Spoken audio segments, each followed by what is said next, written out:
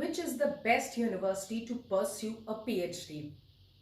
I have been selected in XYZ University. Can you tell me if this is a good university? I have been selected both in XYZ and ABC University. Can you tell me which one should I choose? Which one would be better for me? Can you tell me the name of the best private universities in Uttar Pradesh? Can you tell me good universities to pursue a PhD from in the northern region? And the list of questions about best, good, suitable university goes on and on. On an average, every day, at least 4 to 5 students send me messages, send me comments on YouTube, or posted as emails or on WhatsApp message asking me about the best university for them or good universities for them. But in spite of being your one and only PhD mentor, in spite of the fact that I try very hard to bring you every week some important information, some relevant information, well-researched information about PhD every week, but still I never answer questions related to the best or suitable universities over chat or emails or through comments. Why? If this is what you are trying to ask me, then the answer to this question is what I'm going to give you in this video today. So stay tuned. Over these years, I've taken multiple mentoring sessions, and in these one-to-one sessions, I've had the opportunity to guide certain people who were very closely related to each other. For example, I have guided 2 siblings, I have guided 2 best friends, I have guided colleagues, I have guided a husband and a wife, and a mother and a daughter. And in spite of being so closely related, each one of these people in a pair had extremely different opinions, different requirements, different preferences for their PhD program. And therefore, for each one of them, there was a different set of suitable or good universities. The reason for this is that the word best or good is a very relative term. What might be best for one person might be the worst choice for the other one. Let me explain this with the help of an example. Suppose you've gone to purchase a phone. The first thing which the shopkeeper is going to ask you is, what is your preference? Like, what do you want in a phone? What are your requirements? Maybe you want a longer battery life, or you're more concerned about the brand or the looks. Or there's another person who might be more concerned about the price and the large screen size and a good camera quality. So which is a good phone? The phone which matches your requirement is good. And if the phone which does not match your requirement is bad.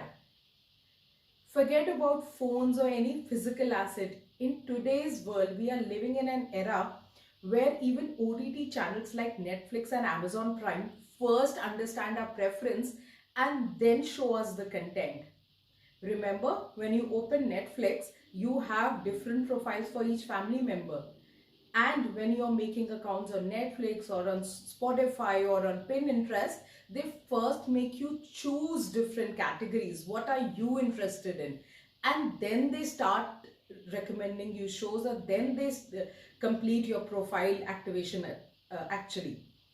So in an era where even OTT or Spotify, that is music, is being shown to you only after understanding your requirements, how can I tell you what is a good university or good PhD program without understanding your profile or your requirements?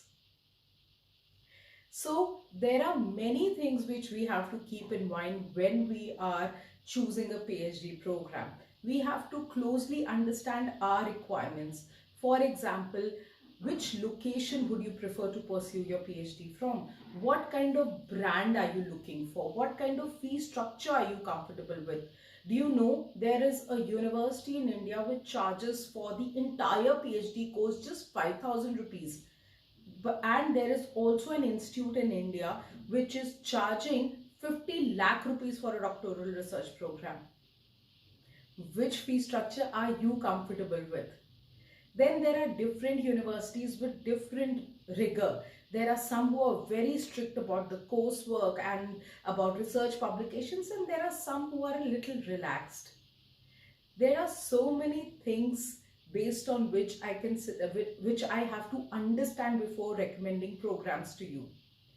Also, when I take a one-to-one mentoring session, the first session is a major part of the first session is actually dedicated to understanding your not only your requirements but also why you want to pursue a PhD, what are your future goals, what is your future aspirations, where do you see yourself 10 years from now.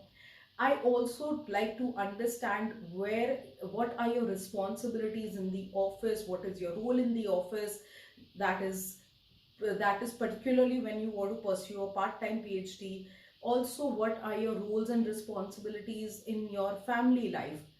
And only after understanding all these aspects, understanding your requirements, understanding your goals and why you want to pursue a PhD, after that I recommend suitable programs which match your requirement, and then only you can say, yes, these are good PhD options for me. So whenever you plan to do a PhD, list down your requirements, have a good reading about the regulations of the PhD program that you want to apply to. See if it matches your requirement. If it does, then it is a good program for you. In case it doesn't, then you know the answer. In case you want any help regarding choosing best good PhD programs, you want any one-to-one guidance session from me, then you can reach to me on the number given below. Thank you so much for watching my video. I hope you do understand now why I do not answer questions related to best PhD programs or good PhD programs. Thank you so much. Please don't forget to like our video, share it and subscribe our channel if you haven't already. Thank you and have a great week ahead.